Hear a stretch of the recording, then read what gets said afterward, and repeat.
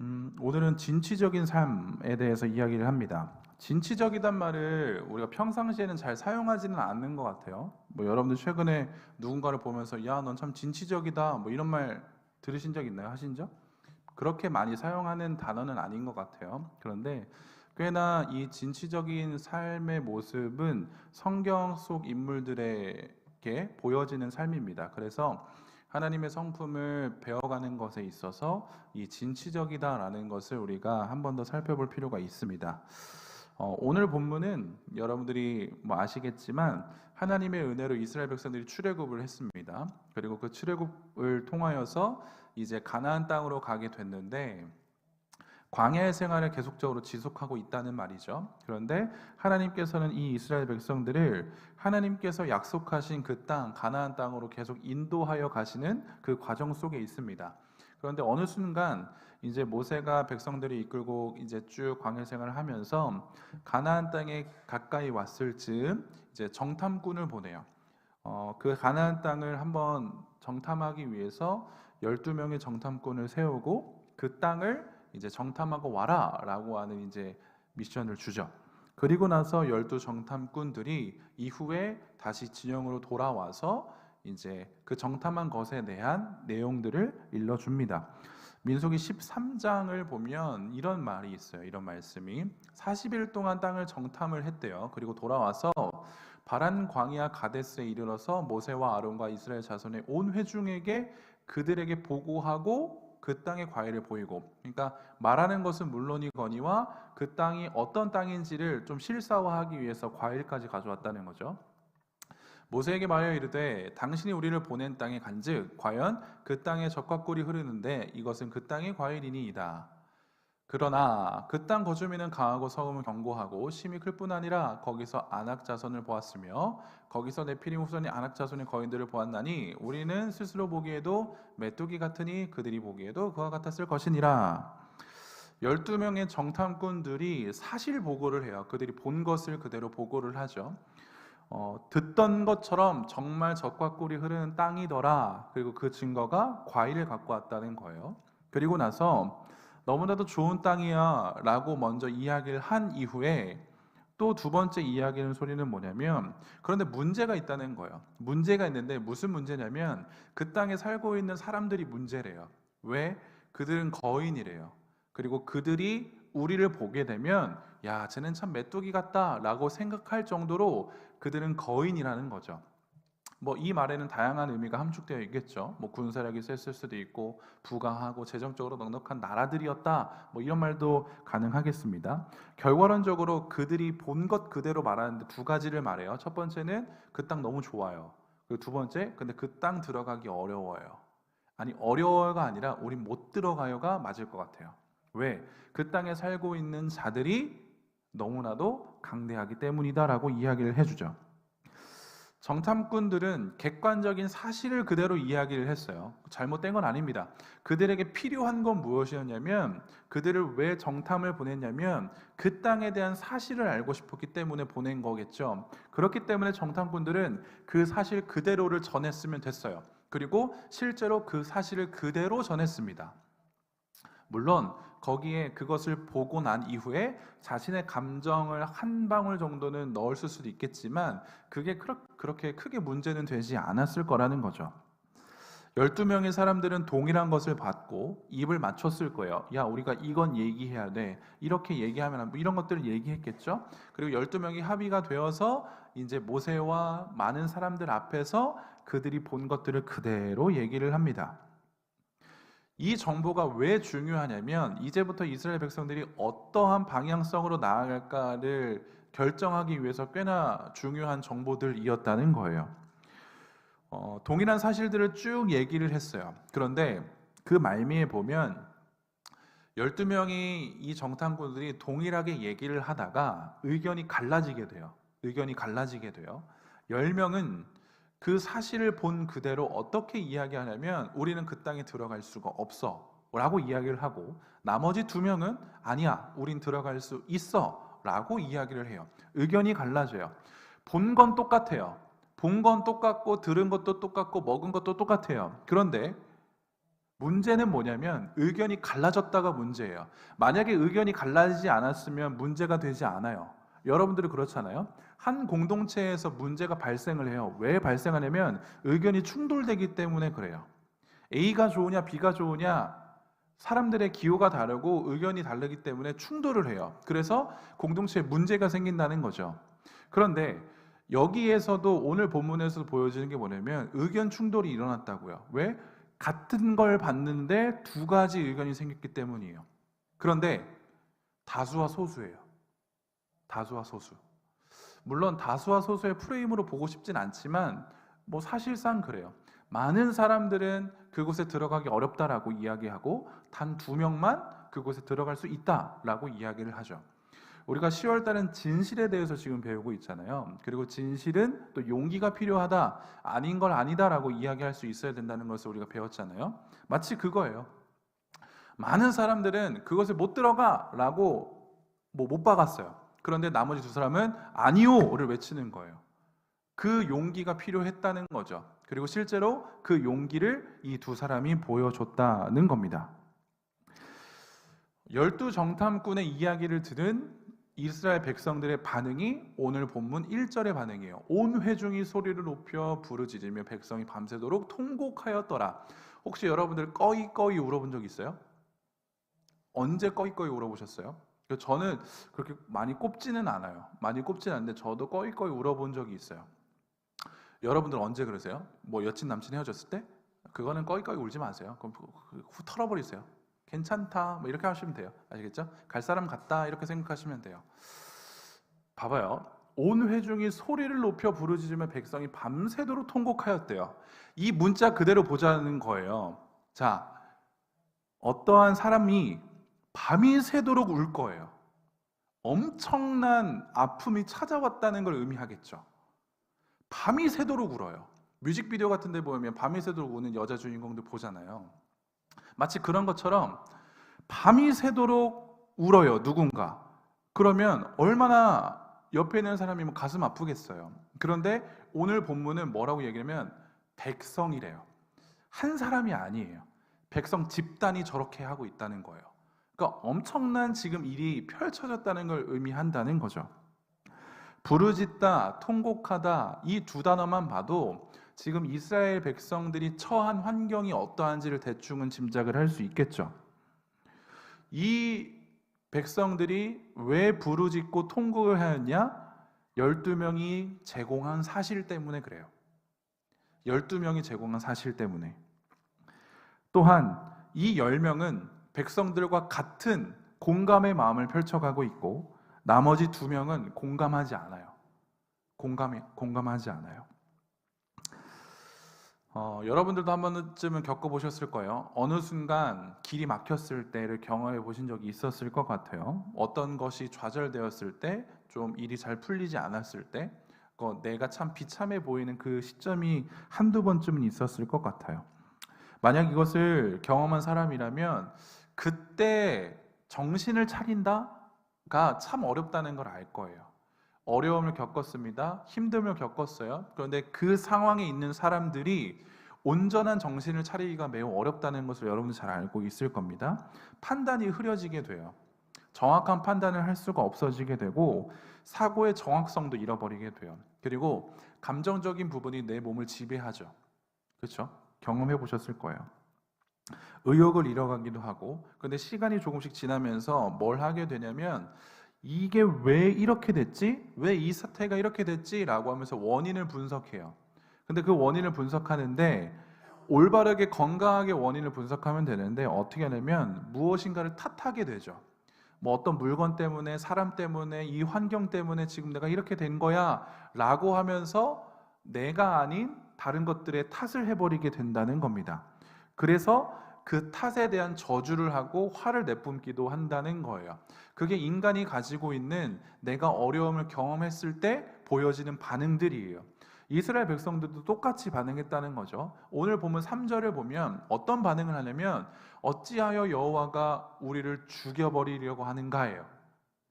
처음에는 모세와 아론을 원망했다는 거죠. 그런데 궁극적으로 이스라엘 백성들이 원망한 대상은 누구냐면 그들을 출애굽시켜 주신 하나님이에요.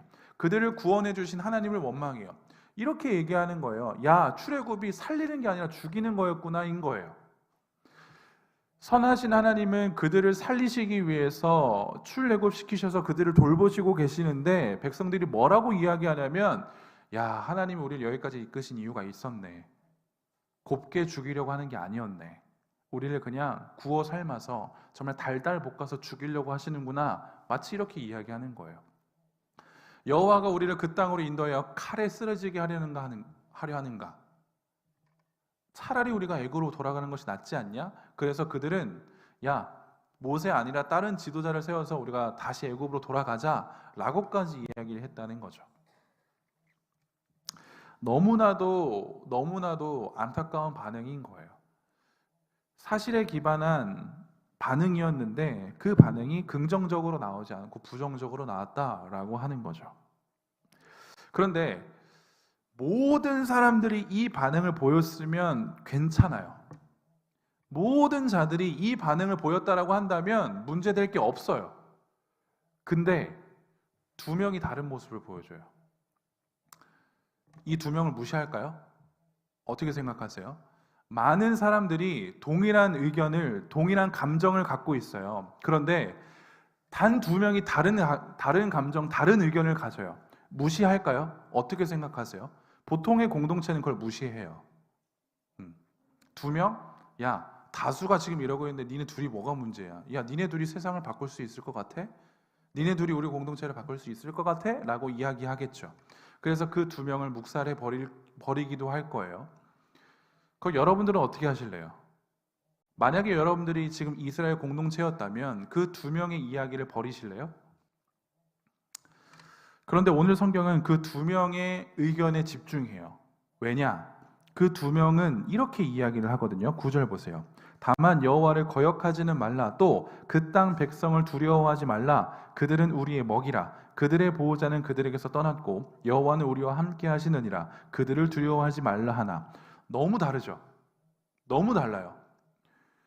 그 땅에 있는 사람들은 거인이에요. 강대국이에요. 우리를 메뚜기처럼 봐요. 라고 하는 건 12명이 동일하게 인정한 거였어요. 그러니까 공식적으로 그걸 발표했겠죠. 그런데 이 두 명은 다른 시각으로 이야기를 해요.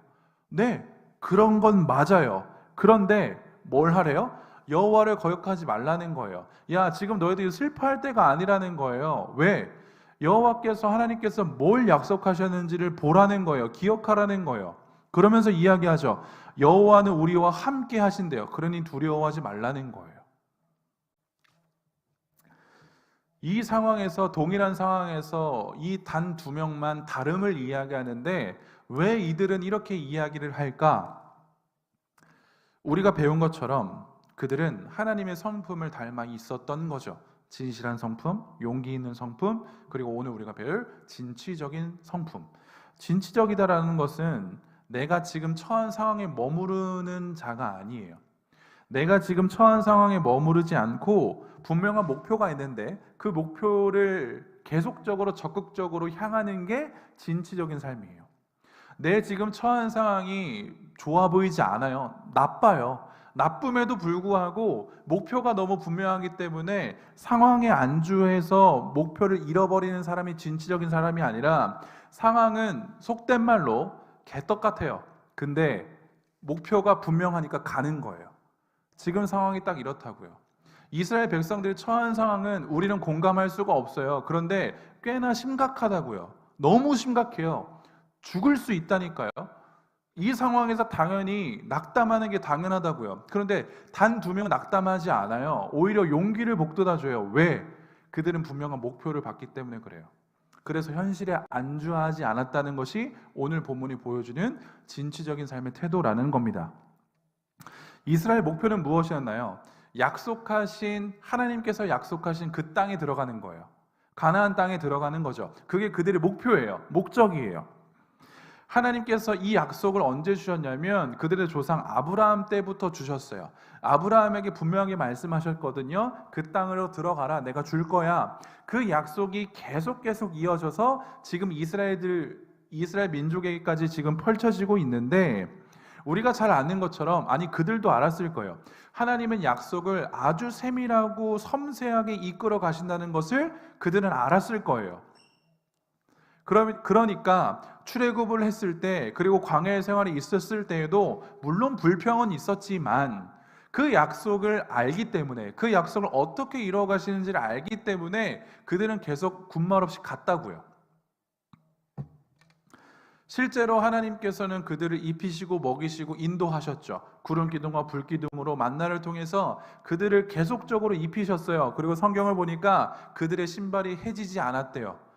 그들의 신발이 닳지 않았대요. 이 말은 그들이 부족한 것이 없었다는 것을 뜻해요. 광야예요, 사막이에요. 그 시간 동안 어떻게 신발이 헤어지지가 않아요. 광야에서 물을 구할 수 있습니까? 식량을 구할 수 있어요? 200만이 넘는 대군이에요. 어떻게 그 광야에서 삶을 살아요? 그런데 하나님께서 그렇게 인도하셨다고요. 세밀하고 섬세하게. 그들은 그걸 경험했습니다. 하나님께서 왜 이렇게 하셨을까요? 이스라엘 백성들을 왜 이렇게 이끌어 주셨을까요? 그가 내뱉은 말 때문에 그래요. 하나님께서 하신 약속 때문에 그들을 이렇게 이끄셨다는 겁니다. 그런데 이스라엘 백성들이 했었어야 되는 건 무엇이었냐면, 하나님께서 약속에 기반해서 그들을 이렇게 인도하셨으니까 우리도 그 약속을 잊지 않는 거예요. 그 목표를 너무 분명히 하는 거예요. 그래서 어떠한 상황과 환경이 와도 그 약속을 잊지 않고 기억하고 그 목표를 흐트러 버리지 않고 그것을 근거해서 계속 나아가는 게 이스라엘 백성들이 했었어야 된다는 거예요. 그런데 10명의 정탐꾼이 이야기한 사실, 그 기반으로 한 감정적인 그것들이 이스라엘 백성들에게 전가가 되었고, 결과론적으로 그들은 목표와 목적을 잃어버렸어요. 못 보게 됐어요. 상황과 환경이 너무 커져버리니까 하나님의 약속은 보지 않아요. 하나님께서 내 삶을 어떻게 이끌어 주셨는가를 보지 않았다는 거예요. 세상이 주는 기준과 가치관은 그리스도인들에게 어려움과 환난을 가져다 주죠. 세상이 요구하는 가치관은 우리들에겐 벅차요. 왜냐? 옳지 않다는 거 우리가 알기 때문에 그래요. 옳지 않음을 아니까, 그것을 요구하니까 우리는 너무 벅차다는 거예요. 그래서 우리는 고민하잖아요. 어떻게 할지를 늘 고민하잖아요. 그래서 때로는 그것에 거부하기도 하고 거절하기도 하고 견뎌내보기도 하고 버티기도 해요. 그리고 때로는 우리도 너무 연약하니까 그래서는 안 되지만 타협하기도 해요. 그리고 심지어 신앙을 포기하기도 해요. 괜찮아요. 우린 연약하니까 그럴 수 있다는 거예요. 그런데 그런 모습을 설령 보인다고 할지라도 목표를 잊어버리면 안 돼요. 목적을 잃어버리면 안 된다는 거예요. 진취적인 성품을 소유한 사람들은 어떠한 모습을 갖게 되냐면, 세상의 기준과 가치가 아무리 나를 흔든다고 할지라도 하나님께서 주신 약속, 하나님께서 주신 목적과 목표가 너무나도 분명하기 때문에 타협하지 않는 모습을 보여주는 것이 진취적인 성품을 갖는 사람의 태도예요. 오늘 보여준 단 두 사람이 보여준 그 태도가 이 태도라는 거예요. 맞아요. 우린 그럴 수 있어요. 저도 사람입니다. 우린 다 연약해요. 그래서 때로는 내가 그것들을 놓아버릴 수 있어요. 그럴 수 있어요. 그런데 성경에서 이야기하는 원리는 뭐냐면, 그렇게 해서는 안 된대요. 이게 원리예요. 원리와 상황이 충돌하게 돼요. 그럼 여러분들 어떻게 하실래요? 원리는 이거거든요. 근데 내 상황은 이렇지 않잖아요. 어떻게 하실래요? 이스라엘 백성들이 이랬다니까요. 이 두 명도 그랬어요. 같은 상황을 봤다니까요. 다른 민족이었습니까? 아니요, 같은 민족이었어요. 동일한 상황이었어요. 다 원리를 알고 있었어요. 그런데 단 두 명만 원리 옆에 섰네요. 누구죠? 여호수아와 갈렙이에요. 원리 옆에 서니까 어떻게 됐죠? 성경은 분명하게 이야기해 주는 게 뭐냐면, 그 둘만 빼고 다 못 들어갔대요. 가나안 땅에 못 들어갔대요. 잔인한가죠? 잔인한가요? 하나님이? 잔인하십니까? 와, 하나님 정없다. 그죠? 하나님 사랑이 없죠? 어떻게 생각하실래요? 울며 이를 갈며 그렇게 하나님을 저주하실래요? 하나님은 귀뚱으로도 안 들으실걸요? 왜? 하나님은 주구장창 얘기하셨잖아요. 상황이 아니라니까요. 분명한 진리 원리예요. 그걸 선택하는 건 우리예요. 어떠한 선택을 할지는 우리가 결정해야 된다는 거죠. 그 두 명은 상황과 환경이 펼쳐졌음에도 불구하고 하나님이 주신 말씀과 그 약속을 잊어버리지 않기로 선택했어요. 어디로 갈지 몰라 방황한 것이 아니라 분명한 방향성을 고수한 거예요. 그래서 그들은 진실되게 말했고 용기 있게 말했고 그리고 진취적으로 선택했어요. 진취적인 성품, 행한다는 거거든요. 우리가 그것을 행하기 위해선 단 한 가지의 전제가 필요합니다. 그것이 무엇이냐면 하나님에 대한 신뢰예요. 하나님에 대한 신뢰가 없으면 우린 진취적으로 행동할 수가 없어요. 동일합니다. 하나님에 대한 신뢰가 없으면 진실되지 못하고 하나님에 대한 신뢰가 없으면 용기 있지 못하고 하나님에 대한 신뢰가 없으면 진취적으로 행동할 수가 없다는 거죠. 하나님에 대한 신뢰가 없기 때문에 하나님의 말씀을 굳이 따라갈 이유가 없는 겁니다. 12명의 정탐꾼들이 이야기한 정확한 상황은 그 환경은 결국 이스라엘 백성들에게 무엇을 주었냐면 그들이 가지고 있던 하나님에 대한 확신을 흔들어 버렸어요. 하나님에 대한 신뢰를 흔들어 버렸다는 거죠. 여러분들은 신앙생활하면서 언제 하나님에 대한 의심을 갖게 되죠? 신앙생활하면서 언제 하나님에 대한 신뢰가 흔들려요? 아마 거의 다 100이면 100 고난이 찾아올 때일 거예요. 여러분들이 좋을 때, 좋은 방향성으로 나아갈 때 하나님에 대한 의심이 듭니까? 와, 하나님 이걸 나 왜 주시지? 이런 마음이 들어요? 아니요, 그렇지 않아요. 기도한 것에 응답이 이루어졌다는 것에 대한 감사와 기쁨이 있을 뿐이죠. 그런데 하나님에 대한 의심이 언제 되냐면 내 삶에 고난이 찾아왔을 때, 고통이 찾아왔을 때, 환경과 상황이 내 생각대로 움직이지 않을 때 우리는 하나님을 의심하게 됩니다. 이때 우리는 하나님께서 과연 내 삶에 함께 하실까라고 하는 질문을 던지면서 의심을 증폭시키죠. 그런데 너무나도 아이러니하지만 이런 상황에서 내 삶에 어려움이 찾아왔는 그 상황에서 우리들의 믿음이라는 게 보여지게 돼요. 여호수아와 갈렙은 이 상황에서도 하나님의 약속, 함께 하심을 붙들었던 자이죠. 그래서 이 약속에 대한 분명한 확신이 있었기 때문에 이들은 다른 곳으로 가지 않았고 믿음의 길로 갔어요. 그래서 민수기 32장은 이들의 모습을 어떻게 평가하냐면 그러나 그나스 사람 여분네의 아들 갈렙과 눈의 아들 여호수아는 여호와를 온전히 따랐다라고 평가하죠. 온전히가 가장 중요해요. 온전히는 충만하다라고 하는 뜻도 되고 전심으로라고 하는 뜻도 돼요. 여호와를 전심으로 따랐던 인물이 두 명입니다. 갈렙과 여호수아. 이들이 한 건 뭐였냐면 하나님께서 약속하신 그 약속을 믿었어요. 신뢰했어요. 그래서 흔들리지 않았어요. 그랬더니 하나님이 뭐라고 이야기하시냐면 야, 넌 나에게 전심이구나 라고 이야기해 주신다는 거예요. 야, 너는 정말 믿음이 충만한 사람이구나 라고 이야기해 주신다는 거죠. 하나님께서 우리들에게 중요하게 여기시는 것이 바로 이거예요. 하나님을 온전하게 따를 수 있냐라고 하는 그 마음이요, 그 전심이요, 그걸 보십니다. 우리들의 신앙생활은 하나님에게 전심이어야 돼요. 다른 말로 하면 우리들의 믿음은 충만해야 돼요. 하나님에 대한 신뢰로. 우리는 이런 말을 종종 하죠. 하나님의 뜻에 따라 순종하는 삶을 살기 원합니다. 주님 내 삶을 인도하여 주세요라고 이야기하죠. 이 말은 뭐냐면 하나님, 내가 하나님께 전심을 다할게요. 하나님, 내가 하나님께 전심을 다할 테니까 하나님께서 나를 인도해 주세요라는 거예요.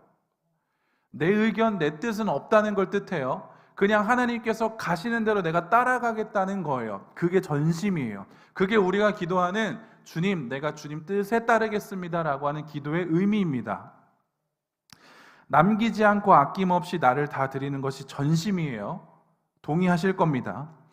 하나님께서 나를 바라봐 보실 때 그분이 가장 중요하게 여기시는 것이 있는데 그것이 바로 무엇이냐면 전심이라는 거예요. 하나님께 나를 드릴 때, 전심으로 드릴 때 하나님은 우리들의 삶을 인도해 주신다라고 하는 것이 성경이 가르쳐 주는 원리예요. 다시요. 우리 인간이, 피조물이 하나님께, 창조주 하나님께 내 전심을 다 드려요. 내 의견은 없어요. 내 뜻은 없어요. 내가 하고 싶은 게 없어요. 그냥 하나님께 다 맡길 때 성경은 뭐라고 얘기하냐면 그때 하나님께서 너의 삶을 인도해 주실 거라고 이야기하세요. 금요일 날도 제가 말씀드렸죠. 이게 균형이에요. 이게 삶의 균형이라고요. 내 생각으로 삶의 균형을 삼는 게 아니라 하나님께 다 드릴 때 하나님이 내 삶의 균형을 맞춰 주신다고요. 이게 균형이에요. 이해되시나요? 이게 전심이에요. 이게 진취적인 삶의 태도라는 겁니다. 여러분들의 인생은 어떻게 평가받길 원하세요? 우리는 반드시 평가받아요. 누구에게 평가받냐면 하나님 앞에서 평가받아요. 내 삶을. 그러면 하나님은 딱 두 부류로 나누실 거예요. 온전히 따랐느냐, 온전히 따르지 않았느냐. 두 개입니다.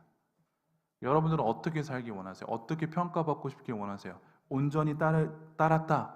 사랑하는 용찬아, 너는 참 온전히 따랐구나 라고 하는 평가를 받고 싶으세요? 아니면 넌 날 온전히 따르지 않았는데? 라는 말을 듣고 싶으세요? 후자를 듣고 싶은 사람은 없을 거예요. 다 하나님 앞에 온전히 따랐다라고 하는 칭찬을 받고 싶겠죠. 그렇죠? 그게 당연한 거예요. 근데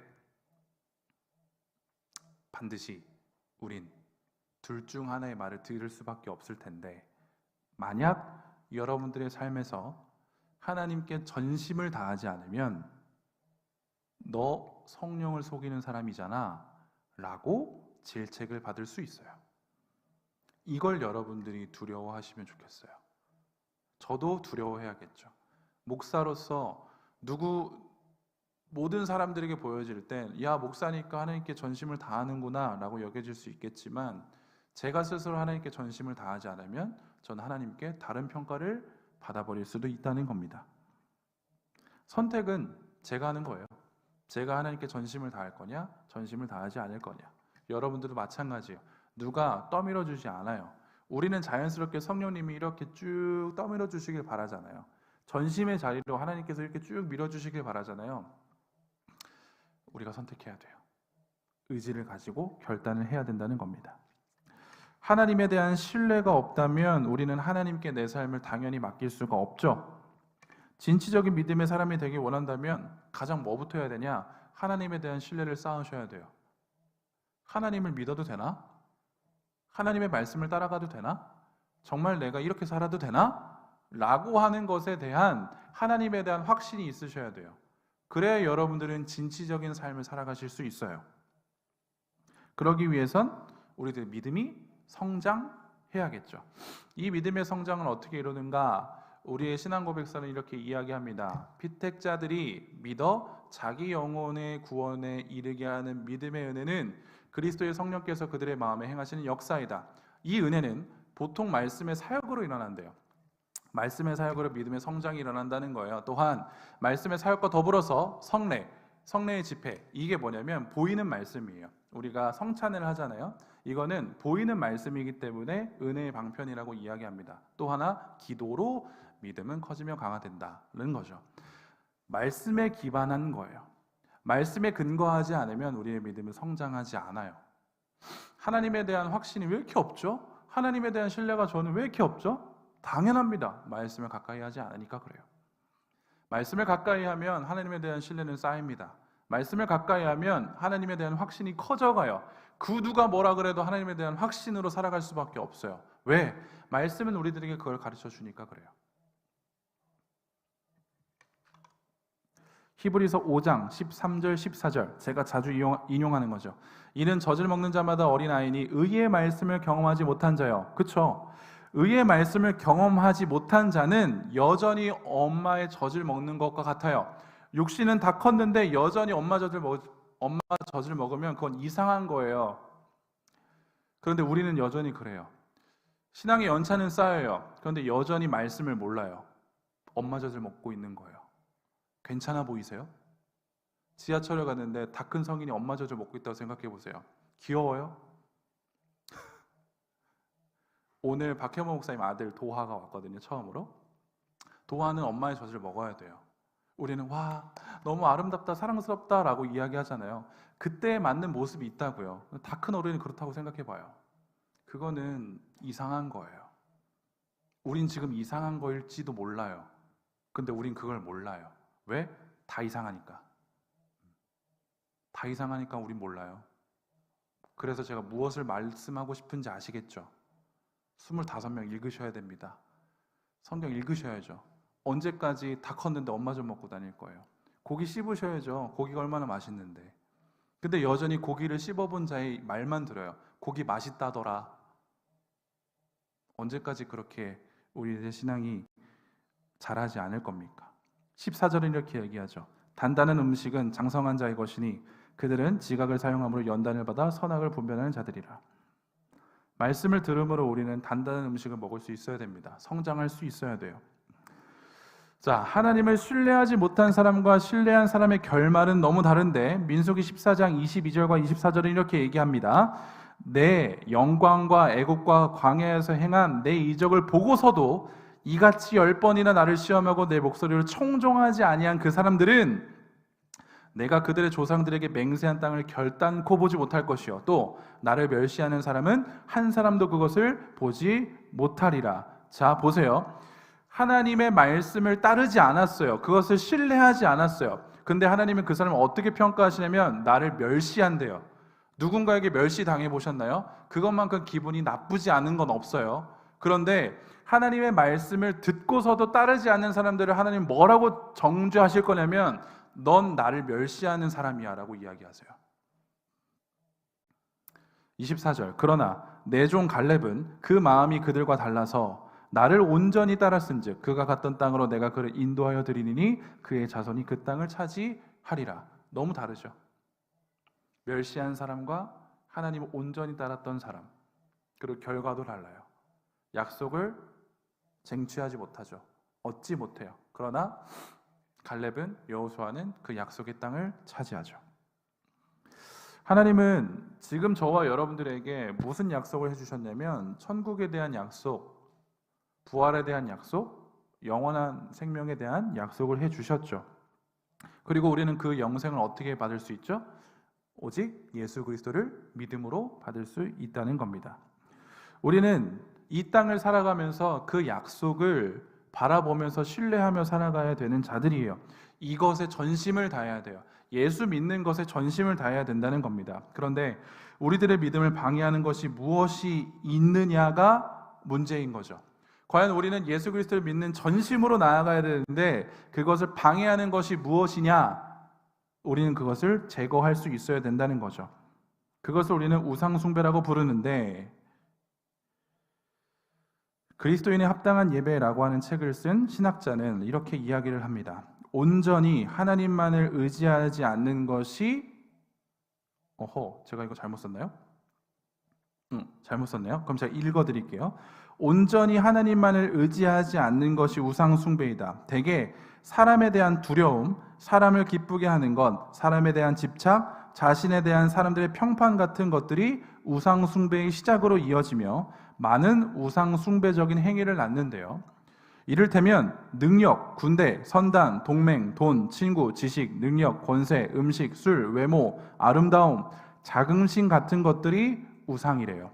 하나님을 바라보지 못하게 하는 것들이 바로 우상인데 이를 통해서 하나님의 섭리와 통치가 은밀하고도 교묘하게 거부되며 하나님을 의지하는 대신 이런 것들을 의지하고 몰두하게 된대요. 우리가 가지고 있는 것들, 우리가 생각하는 것들이 우상이 될 수 있는데 결과론적으로 그것들은 하나님을 의지하지 않게 된대요. 하나님을 신뢰하지 않게 된대요. 오늘 말씀은 되게 중요한 우리들에게 질문을 던지는데 뭐냐면 종교적인 삶을 살 것인가 아니면 진짜 그리스도인으로 살 것인가에 대한 질문을 던져요. 진취적인 삶의 태도는 그리스도인들만 취할 수 있는 태도입니다. 그렇기 때문에 진짜 그리스도인으로서 진취적인 삶을 살아갈 것인가 아니면 종교적인 삶을 살면서 그냥 그런 삶을 살 것인가에 대한 질문을 던지고 선택하게 하죠. 우리는 하나님의 약속을 믿고 신뢰하면서 이 땅에서 예수 그리스도를 바라보면서 살아가야 돼요. 내가 가지고 있는, 내가 만들어낸, 사람들을 기쁘게 하고 내가 잘 나가야 되고 이것 때문에 저것 때문에 라고 하는 것들의 우상들을 제거해야 된다는 말입니다. 예수님을 바라보는 그 시선을 방해하는 것들은 과감하게 제거하셔야 돼요. 그래서 우리는 하나님께 전심을 다하는 예배자로 서야 된다는 말입니다. 어려워요. 그런데 할 수 있습니다. 왜요? 여호수아와 갈렙이 했기 때문에 그래요. 여호수아와 갈렙도 우리와 같은 사람입니다. 두려움이 있었을 거예요. 아픔이 있었을 겁니다. 그럼에도 불구하고 그들이 하나님의 약속을 붙잡기로 선택했다면 우리도 할 수 있어요. 그러니까 여러분들이 선택하시면 됩니다. 하나님의 약속을 붙잡을지 아니면 세상이 주는 환경을 붙잡아서 이 자리에 머물러 있을지, 여러분들이 어떠한 삶의 태도를 취할지는 여러분들의 몫이에요. 다만 제가 바라는 건 뭐냐면 오늘 배운 것처럼 다수의 선택의 모습이 아니라 여호수아와 갈렙이 보여줬던 하나님 앞에서의 진실되고 용기 있고 진취적인 삶의 태도를 여러분들이 취하게 되면 좋겠습니다. 몇 명이나 그걸 취할지는 잘 모르겠네요. 하지만 분명히 여러분들은 할 수 있습니다. 그래서 여러분들 하나님의 말씀을 가까이 하시면서 이 삶을 살아가게 되는 저와 여러분들이 되면 좋겠습니다.